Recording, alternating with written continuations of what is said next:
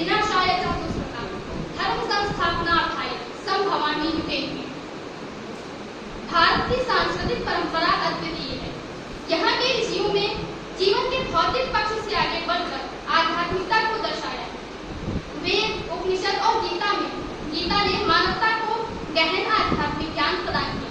किंतु समय चक्र के साथ जब समाज में अंधविश्वास, रूढ़िवादिता और विघटन बढ़ा, तब इस भूमि को ऐसे महापुरुष की आवश्यकता हुई जो भारतीय समाज को उसकी मूल चेतना पुनः लौटा सके। 8वीं शताब्दी में जब भारत अनेक मतों और संप्रदायों में विभक्त होकर अपनी शक्ति खो रहा था, तब एक दिव्य बालक का अवतरण हुआ। यही थे आदि शंकराचार्य। मात्र 32 वर्ष की अल्पायु में उन्होंने जीवन में कई महान कार्य किए। सर्वप्रथम उन्होंने अद्वैत वेदांत को पुनः प्रतिष्ठापित किया और ये कार्य उनके जीवन का सबसे विशेष कार्य था।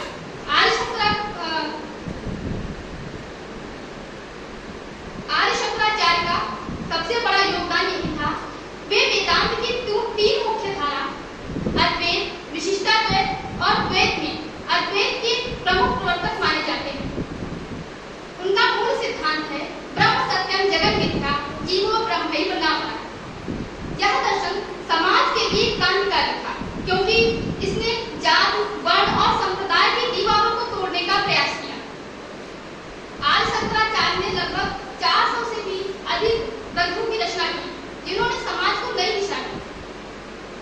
शंकराचार्य ने संपूर्ण भारत का 4 बार भ्रमण किया और सनातन धर्म की विचारधाराओं का बड़ी ही शिष्टता, शालीनता और सौम्यता से अन्य धर्मों, पंथों के समक्ष शास्त्रार्थ के माध्यम से रखा। आर्य शंकराचार्य ने भारत की चारों दिशाओं में 4 मठों की स्थापना की।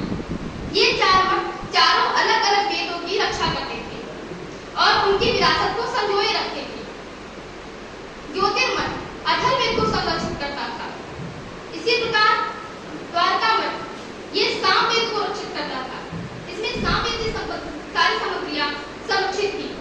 पूर्व दिशा में स्थित गोवर्धन मठ ऋग्वेद के संरक्षण करता था और इसी के साथ श्रृंगेरी मठ जो कि दक्षिण दिशा में स्थित है, इसने यजुर्वेदीय ज्ञान विज्ञान का संरक्षण